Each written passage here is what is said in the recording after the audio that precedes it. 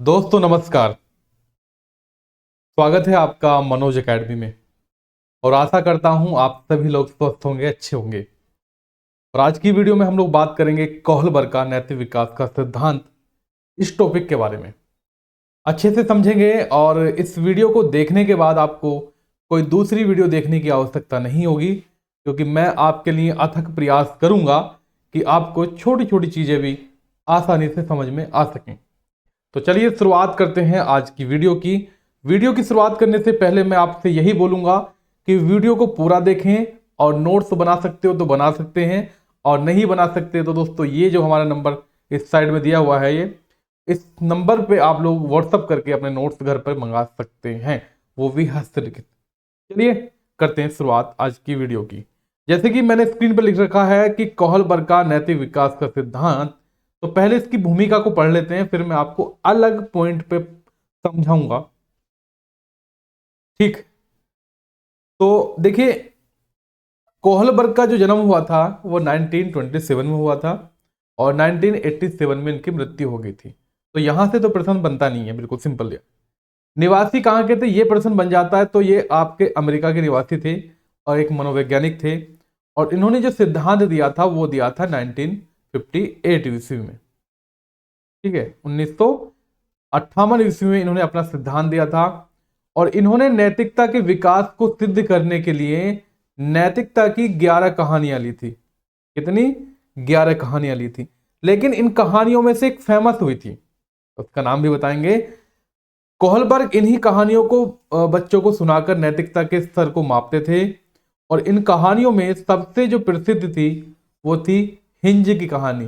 कहीं कहीं आपको हाइनज लिखा हुआ मिल सकता है, लेकिन हिंज की कहानी काफी फेमस थी। और इन्होंने दोस्तों 20 वर्षों तक बच्चों के साथ साक्षात्कार अर्थात कहानी सुनाकर बच्चों से प्रश्न पूछे, और इसके बाद इन्होंने निर्णय निकाला। ठीक है, और नैतिक विकास का सिद्धांत इन्होंने दिया। ये सिद्धांत प्याजे और जॉन डिवी के विचारों पर ही आधारित था। अब हिंज की जो कहानी है, मैं इसको चित्र के माध्यम से आपको दिखा दे रहा हूं। देखो हिंज की कहानी में क्या है।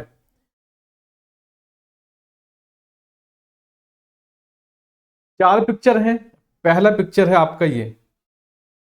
इस पिक्चर में कहा गया है कि एक महिला है, वो काफी बीमार है और बिस्तर पर पड़ी हुई है। अर्थात हिंज की पत्नी काफी बीमार थी, एक विशेष प्रकार के कैंसर से पीड़ित थी, और इसको जो है दवा की आवश्यकता थी। लेकिन हिंज महोदय देखते हैं कि भाई ना तो पर्स में पैसे हैं और ना ही यार दोस्तों पे पैसे हैं, तो पैसे का जुगाड़ कहाँ से किया जाए जो इसकी पत्नी को बचा सके। वहीं पर दोस्तों एक डॉक्टर ने इस दवा का इलाज करा, मतलब इस दवा को बनाया था, और ये सोच रहा था कि मैं इस दवा के 10 गुने पैसे लूंगा, अर्थात इस दवा को बहुत अच्छे दामों में बेचूंगा, क्योंकि मैंने इस दवा का बनाया इस दवा को। अब हिंज महोदय को पता लगता है कि भाई डॉक्टर ने दवाई बनाई है, तो वो जो है इसके पास पहुंचते हैं, कहते हैं कि आप जो है मुझे 50% छूट पर इसको दे दीजिएगा, क्योंकि मेरी पत्नी बीमार है। ठीक। अब इस कहानी को थोड़ा सा हम लोग लिखित रूप में पढ़ लेते हैं। हेंज की पत्नी एक विशेष प्रकार के कैंसर से मर रही थी। डॉक्टरों ने कहा कि एक नई दवा उसे बचा सकती है।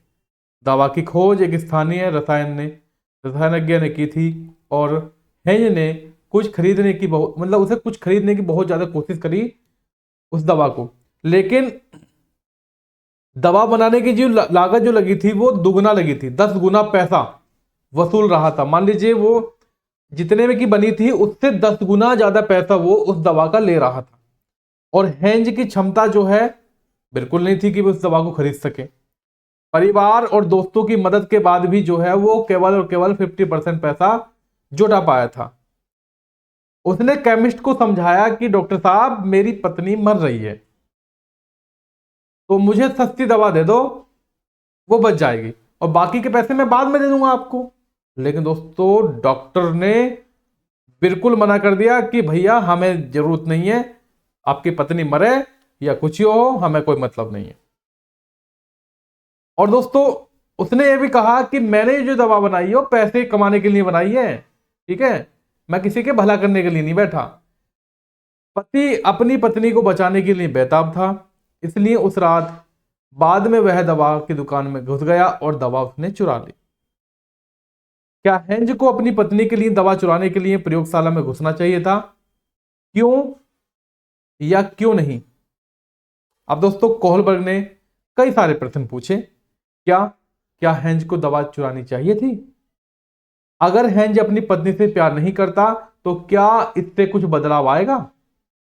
अगर मरने वाला कोई अजनबी हो तो क्या कोई फर्क पड़ेगा? अगर महिला मर जाए तो क्या पुलिस को केमिस्ट को हत्या के आरोप में गिरफ्तार करना चाहिए?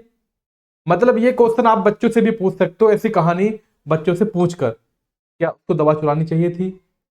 अगर वो पहले से अपनी पत्नी से प्यार नहीं करता था और दवा से उसने अपनी पत्नी को बचा लिया तो क्या अब उसमें कुछ बदलाव आएगा? इस प्रकार के प्रश्न पूछे थे साथियों। कोहलबर्ग ने अपनी इस कथा के आधार पर दो प्रश्नों का निर्माण करा। एक था आपका नैतिक दुविधा, अर्थात जिसको बोलते हैं मोरल डिलीमा। ठीक। कोहलबर्ग के अनुसार कभी कभी हम सही और गलत के निर्णय लेने में जिन दुविधाओं का सामना करते हैं उसे ही नैतिक दुविधा कहते हैं। जैसे क्या दुविधा हो गई? जैसे अगर हिंज चोरी नहीं करेगा तो उसकी पत्नी मर जाएगी, और उसने चोरी करी तो उसको पुलिस पकड़ के ले जाएगी और जेल में बंद कर देगी। तो दुविधा जो है उसके सामने आ रखी है। अब एक दूसरा जो था वो था आपका मोरल रीजनिंग, यानी कि नैतिक तर्कना। दो विचारों के मध्य है, दो विचारों के बीच सही और गलत का तर्क करना, दो विचारों के बीच सही और गलत का तर्क करना। जैसे हिंज ने अपनी पत्नी की जान बचाने के लिए चोरी का फैसला ले लिया। ठीक। आई थिंक आपको इतना तो समझ में आ गया होगा, आसान भाषा में मैंने आपको बताया है डियर। ठीक। अब मैं आपको पढ़ाने वाला हूं ये पॉइंट जो कि काफी इंपॉर्टेंट है। इस सिद्धांत में कोहलबर्ग ने नैतिक विकास के सिद्धांत की कुल 6 अवस्था बताई है तथा इन अवस्थाओं को 3 पार्ट में यानी कि 3 स्तरों में बांटा है। जैसे दोस्तों पहली स्टेज है आपकी पूर्व परंपरागत अवस्था।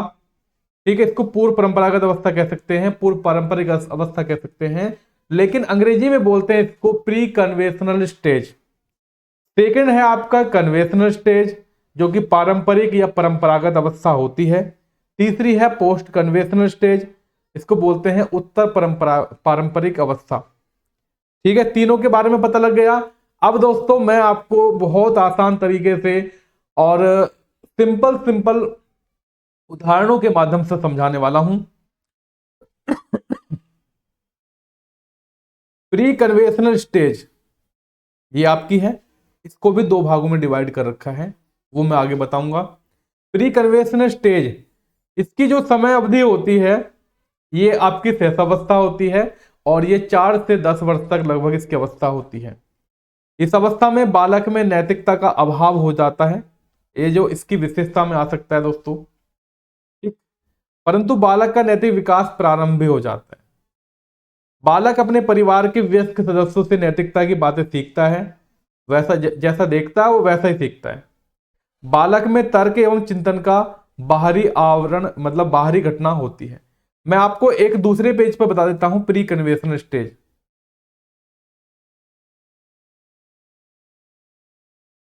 प्री कन्वेंशनल स्टेज यानी कि पूर्व परंपरागत अवस्था। देखिए अगर मैं स्टेज की बात कर लेता हूं तो इस अवस्था में बालक जो होता है वो सही और गलत है ना, इसके फायदे समझता है। बच्चा ये नहीं सोचता कि काम अच्छा है या बुरा, वो सोचता है कि दंड मिलेगा या नहीं मिलेगा, फायदा होगा नहीं होगा। ठीक है, यानी कि बच्चा जो है वो बड़ों को देखकर सीखता है, जैसा बड़े करते हैं वैसा वो सीखता है। अब दोस्तों ये जो सोच का आधार है वो उसकी बाहरी घटना पर आधारित होता है, यानी कि खुद का विवेक नहीं होता उसका, वो दूसरों का विवेक होता है।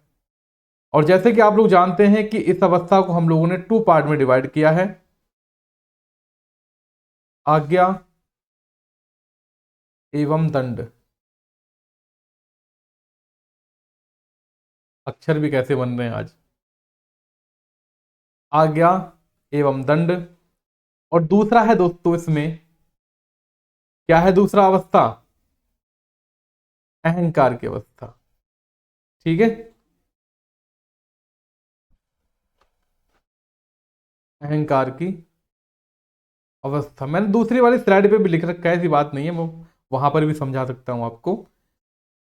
देखो, ये जो है आपका, इस अवस्था की दो अवस्थाएं हैं, यानी कि इस स्तर की दो अवस्थाएं हैं आपकी साथियों। आज्ञा एवं दंड की अवस्था।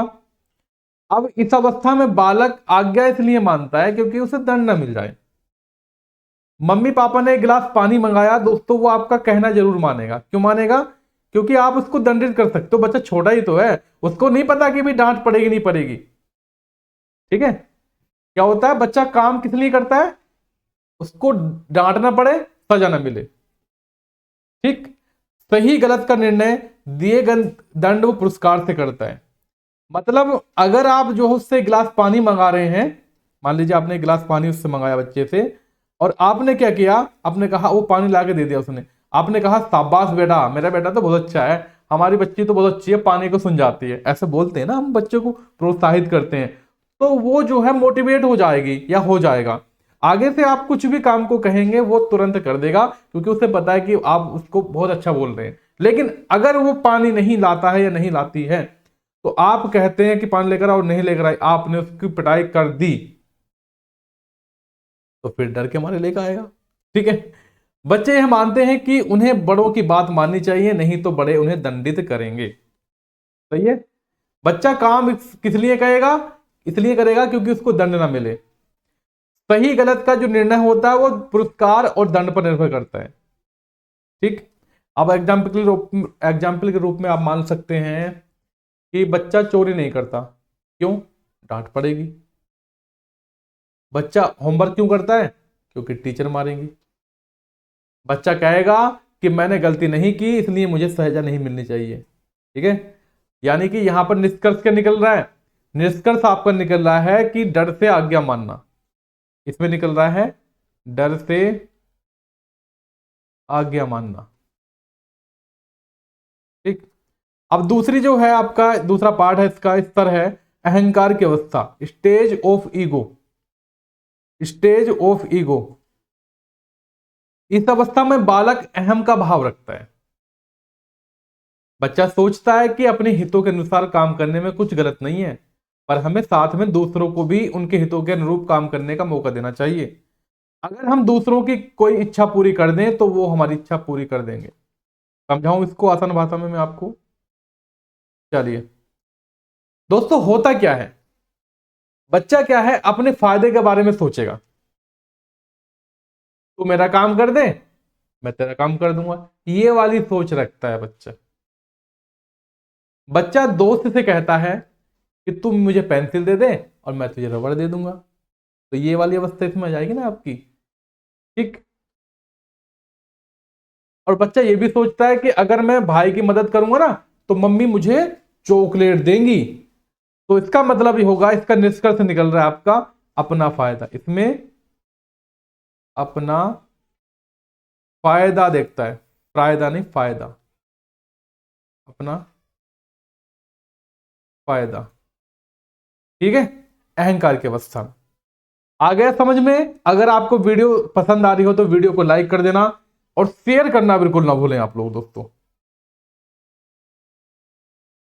उसके बाद आते हैं हम लोग सेकंड वाली एज पर। सॉरी, ये क्या हो जाता है बार बार।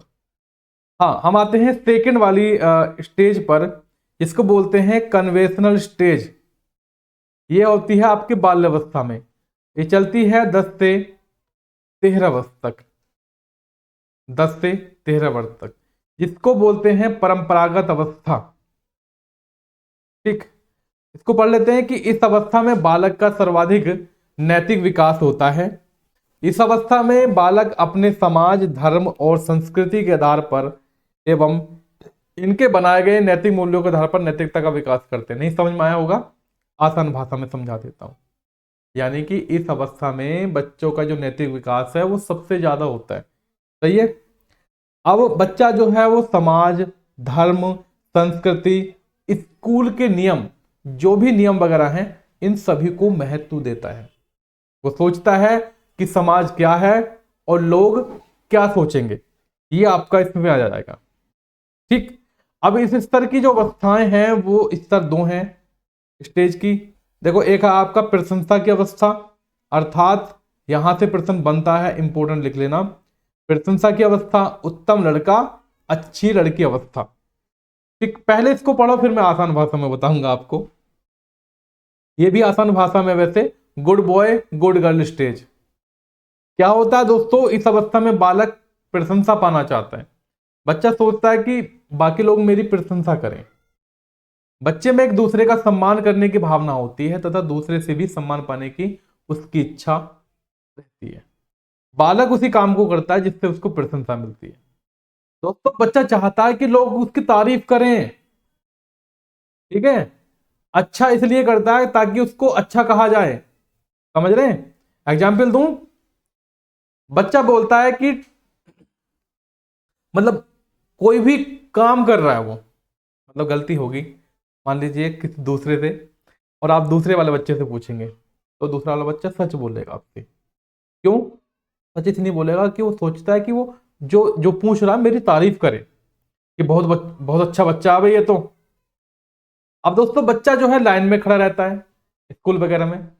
क्यों? क्योंकि वो सोचता है कि सब इनको बहुत अच्छा बच्चा है भाई ये तो, सब ये कहेंगे बहुत अच्छा बच्चा है।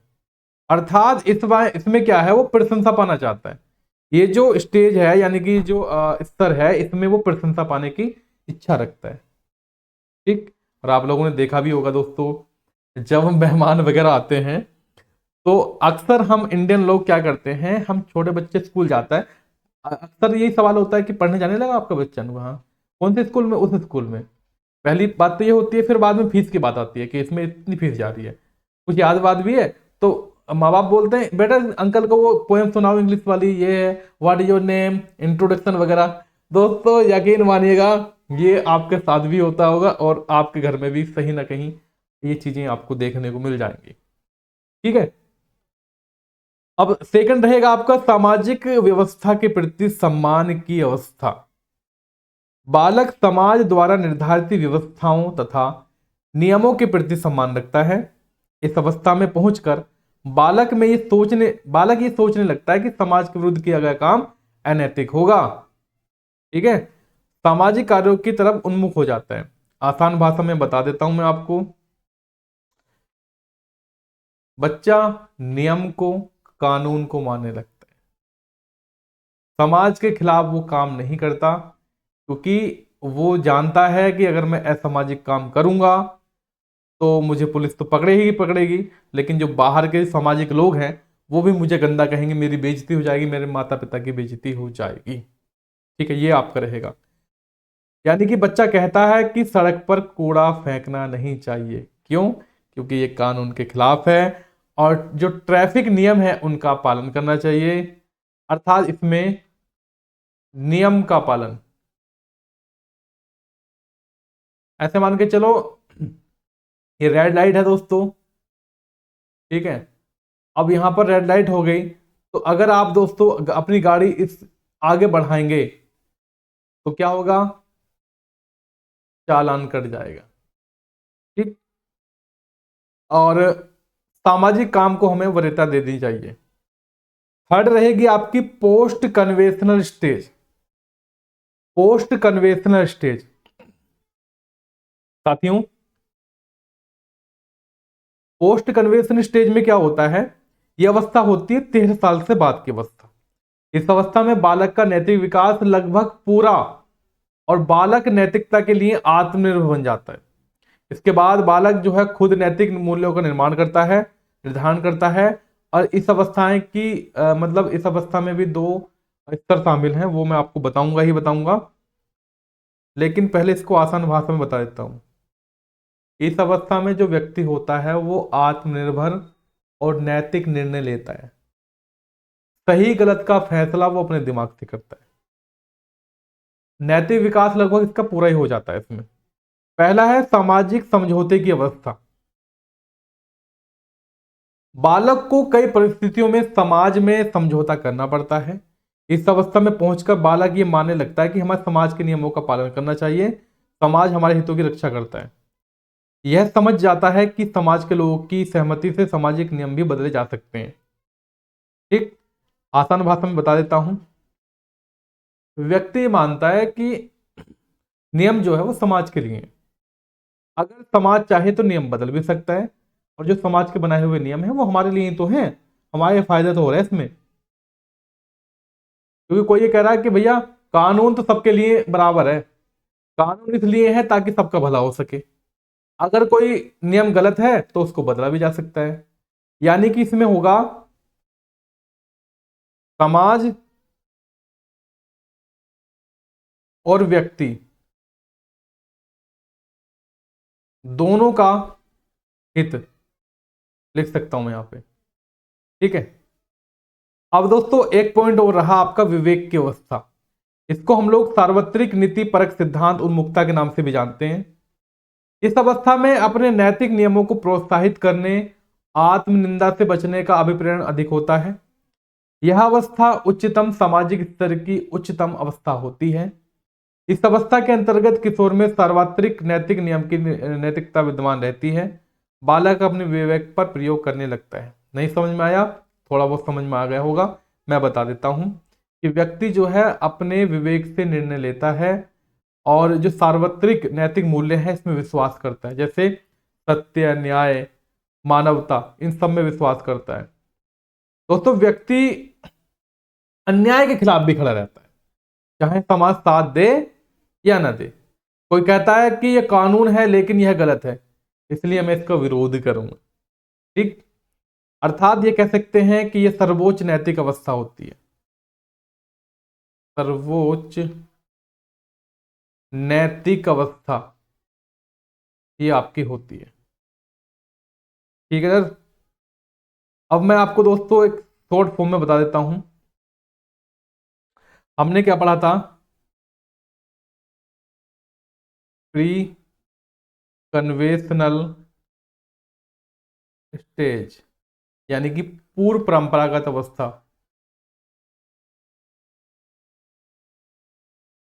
पूर्व परंपरागत अवस्था, इसको कुछ नहीं करना, आपको याद रखना है डर और फायदा। यह है डर और फायदा, मतलब आसान भाषा में बता रहा हूं। दूसरी कौन सी थी? दूसरी थी आपकी पोस्ट कन्वेशन, सॉरी दूसरी थी आपकी कन्वेशन स्टेज। इसमें है समाज और नियम। नियम। तीसरी है आपकी कन्वेशनल यानी कि पोस्ट कन्वेशनल स्टेज, विवेक और न्याय।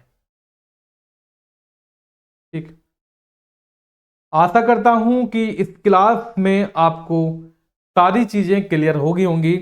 कोहलबर्ग आज के बाद आपको याद करने की जरूरत नहीं होगी, अच्छे से आपने नोट्स भी बना लिए होंगे, और इससे संबंधित जो प्रश्न है वो मैं आपको कराऊंगा वीडियो में।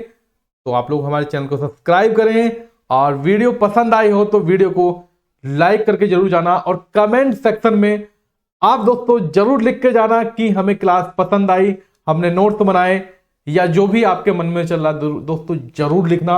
मैं आपके कमेंट का वेट करूंगा, और नेक्स्ट क्लास में मिलते हैं शाम को 7:30 बजे। तब तक के लिए जय हिंद, वंदे मातरम।